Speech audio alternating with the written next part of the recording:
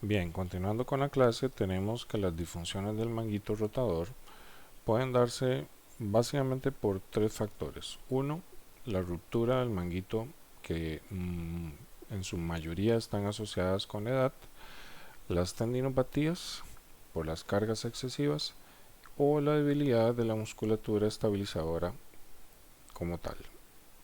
Entonces, analizando primero las rupturas del manguito, tenemos que tener en cuenta primero que el manguito rotador no es una estructura aislada conformada por músculos, sino que vean ustedes en este corte eh, de, de un manguito como tal, donde tenemos al subescapular, al supraespinoso, al tendón del bíceps, al infraespinoso y al redondo mayor.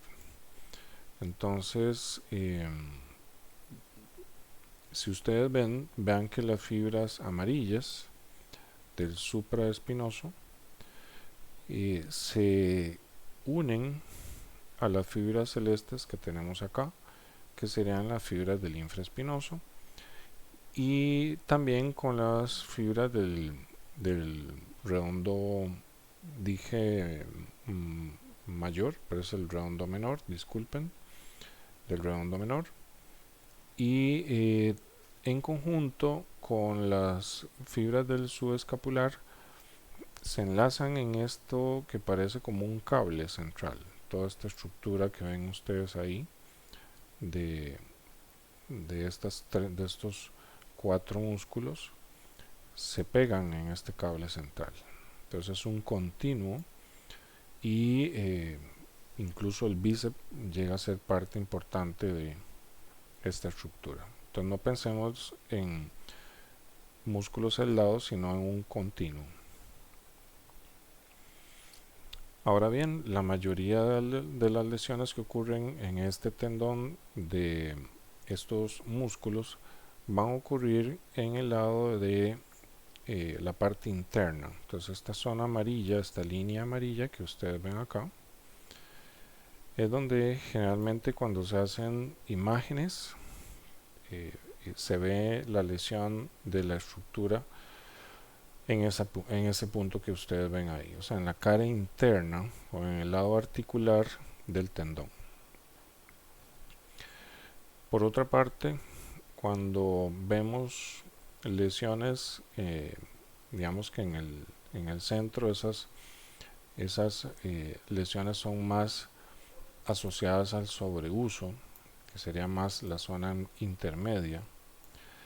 Y cuando tenemos hallazgos en la zona verde, en la línea verde que tienen acá, esas lesiones van a estar más asociadas con el pinzamiento en sí del acromion con la cabeza humeral.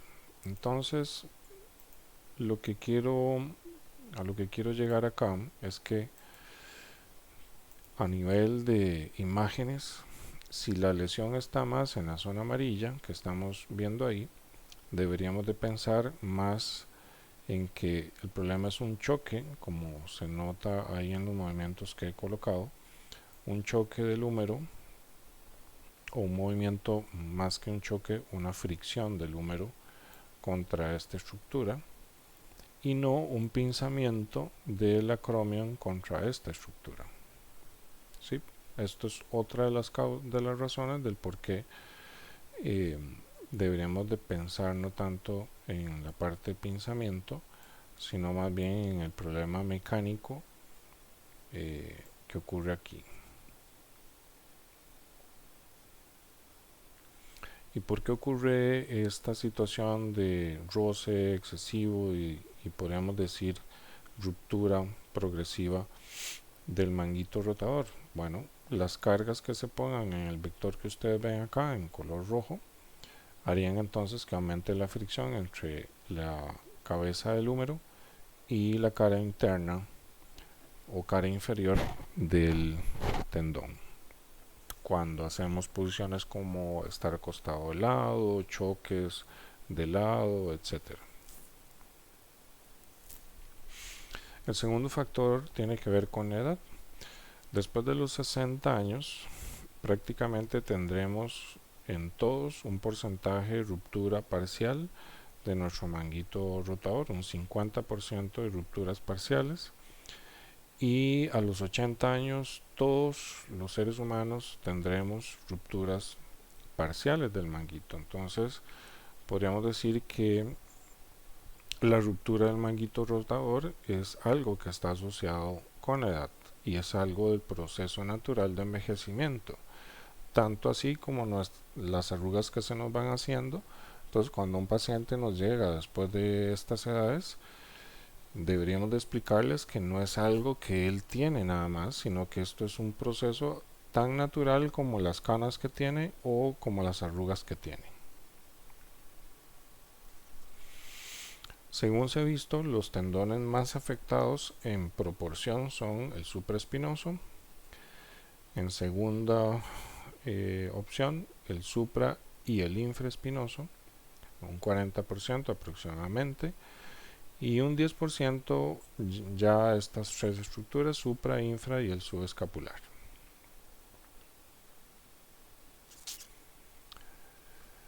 Si hablamos ahora de lo que son las tendinopatías, deberíamos de recurrir a un poco la historia y pensar que en los años 70 se hablaba de tendinitis y se hablaba de que el tendón se inflamaba y que esto era un proceso inflamatorio que había que controlar, etcétera. Pues eso cambió hacia los años 2000, donde se empezó a hablar más de tendinosis, de que el tendón tenía poca irrigación, entonces que era un proceso degenerativo, etcétera. Pero actualmente se ha vuelto un poco a esta parte de analizar que no es solo un proceso degenerativo, sino que también puede haber una parte de inflamación. Entonces, lo que vamos a comentar ahora, o con lo que estamos más de acuerdo actualmente, es con el modelo del continuum, que ha sido publicado por Jill Cook, que les recomiendo que la lean si tienen interés en ahondar un poco más con respecto a la fisiología o a la fisioterapia del tendón. Ella hace esta publicación junto con su equipo de investigación en el año 2017, donde nos habla que el tendón, si nosotros cargamos un tendón y le ponemos una carga excesiva, como vemos acá, el tendón podría llegar a tener una tendinopatía reactiva, y podríamos decir ahí que en estos casos se puede producir un efecto inflamatorio, y posteriormente, si esa carga sigue, podría generarse una desestructura de las fibras, llegando a una tendinopatía degenerativa. Ahora bien, si nosotros seguimos, ¿verdad? Seguimos generando carga excesiva, esto puede generar pues ya una reacción degenerativa irreemplazable, una ruptura. Pero también podríamos hacer la vía contraria. Si nosotros cargamos adecuadamente el tendón, él podría empezar a fortalecerse, podría generar una matriz extracelular de colágeno que alinee sus fibras, que fortalezca el tendón y que más bien aumente su capacidad de carga. Entonces, ¿cuál es el punto central de este gráfico que ustedes encuentran en este artículo? Que básicamente el tendón depende de la carga que nosotros le pongamos y de la carga correcta. Si le ponemos mucha carga, podemos degenerarlo. Si le ponemos la carga adecuada, podríamos generar que se fortalezca. Por lo tanto, la pregunta es, y esta es una pregunta difícil de contestar, ¿cuál es la carga correcta? Si ustedes ven muchos artículos que hablan sobre fisioterapia, hablan del ejercicio con buenos resultados, pero hacer que un ejercicio tenga una dosificación específica, con un peso, con una repetición, con un descanso específico, se hace difícil porque todas las personas somos muy diferentes. Entonces no existe una receta específica de cuánto debería ser la carga para rehabilitar un tendón. Y entonces aquí donde nosotros deberíamos de recurrir mucho a las escalas de dolor cuando estamos trabajando con nuestros pacientes, y que sea el paciente que nos diga cómo se siente cuando está haciendo un ejercicio. Si el ejercicio le está produciendo mucho dolor, tal vez entonces estamos llegando a ese umbral que no queremos llegar, que es la sobrecarga, y deberíamos de llevarlo entonces a un estrés suficiente, pero sin producirle tanto problema. Entonces la tendinopatía está asociada a las cargas inadecuadas, y esas cargas inadecuadas también están relacionadas con cómo trabajamos. Si somos trabajadores con actividades por encima del hombro, como estos electricistas, cajeros, profesoras que escriben en pizarra, etc. También se ha visto que las personas que tienen factores emocionales como la depresión, gente que no le gusta su trabajo, tienen mayor predisposición a lesiones de hombro. Si tenemos más de 50 años, y también factores como la diabetes van a hacer que sea más fácil que se produzca una degeneración del tejido como tal. El tercer punto es la debilidad del manguito rotador. Recordemos que a nivel de biomecánica, el deltoides, por su inserción acá, cuando el deltoides se activa, produce si separamos los componentes del vector de tracción del deltoides, que sería este, tendríamos un vector que va hacia el lado y un vector que va hacia arriba, y su resultante es este vector que tenemos acá. Por lo tanto, si el deltoide se contrae, eleva al húmero y lo chocaría contra el acromion. Mientras que si vemos a los vectores del supraespinoso, tenemos un componente horizontal y un componente inferior, y su resultante es un vector que va en esta dirección, que es un vector más de coaptación, o sea que une el húmero con la glena. Por lo tanto, nosotros activamos al supraespinoso y al manguito precisamente para que la cabeza del húmero descienda y no choque contra el acromion, contrarrestando de esa forma los vectores que produce el músculo deltoides. Si existiera una debilidad o un timing inadecuado del supraespinoso o del manguito como tal, será más fácil que el húmero ascienda la cabeza, que el deltoides ascienda la cabeza del húmero y la pegue contra el acromion.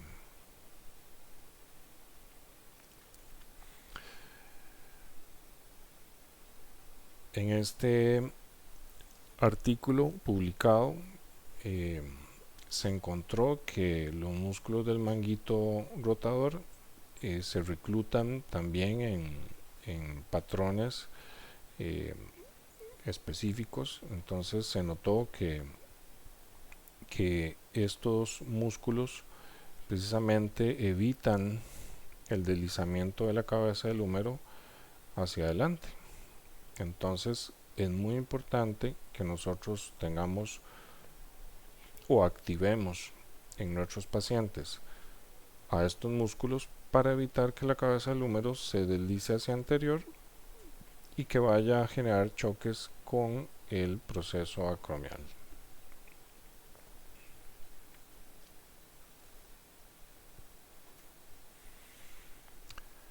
Aquí podemos ver en este plano sagital al infraespinoso y al subescapular. Ambos, por la posición que tienen de antagonismo,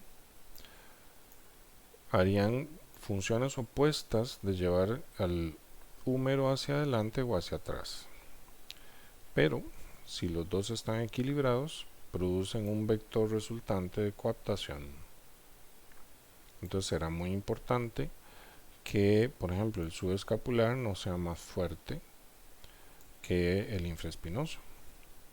Porque si el subescapular es más fuerte que el infraespinoso, el vector va a ir llevando progresivamente a un choque en esta dirección hacia la parte anterior del húmero, o si fuera que más bien el infraespinoso es más fuerte, tendríamos choques en esta parte posterior.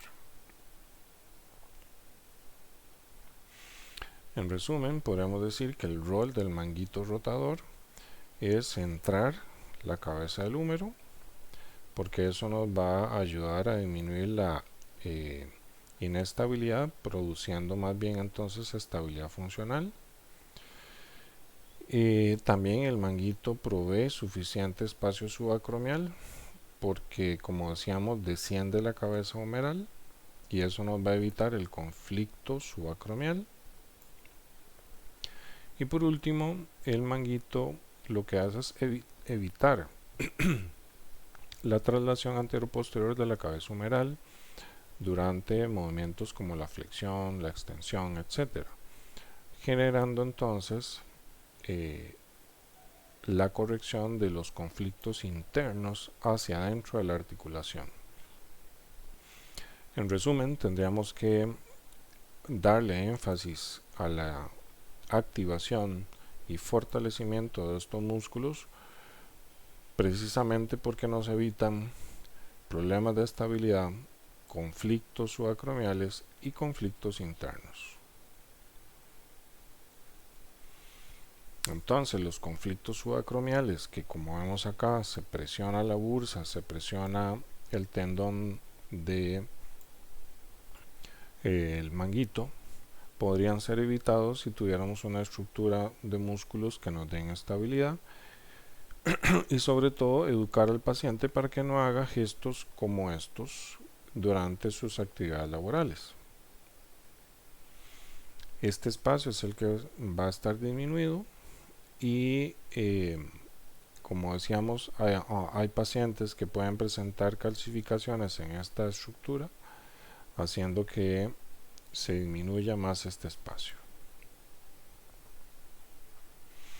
Por otra parte, llamamos conflicto interno a los conflictos que ocurrían en la parte posterior del hombro, como vemos a esta voleibolista que va a hacer el golpe, o un conflicto anterosuperior que sería entre el húmero y la glena de la parte anterior y superior. Este no hemos hecho test, para este sí hemos hecho test en clase, ¿verdad? El conflicto anterosuperior podemos decir que es muy similar a lo que es el pinzamiento subacromial. Mientras que el conflicto que vimos de la voleibolista o del beisbolista típico es el choque que se da entre la tuberosidad mayor en contra de la glenoides posterior superior, como vemos acá, pinzando ya sea el supraespinoso o el infraespinoso contra la glena.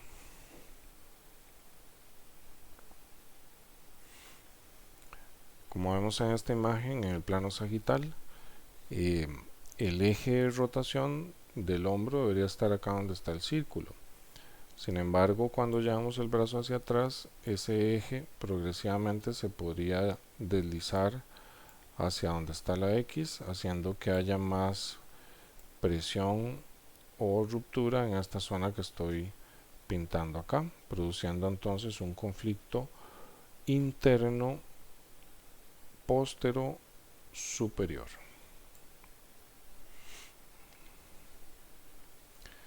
Típico cuando hacemos el fenómeno de hiperangulación a la hora de hacer el tiro en el béisbol. De este no nos vamos a meter mucho a hablar, pero vean que es una posición que tiende a presionar la parte anterior de la glenoides contra el húmero, y ahí es donde podríamos encontrar la polea del bíceps, al ligamento coracohumeral y al aspecto anterior del supraespinoso. Por lo tanto, hablaríamos de más de un conflicto subacromial.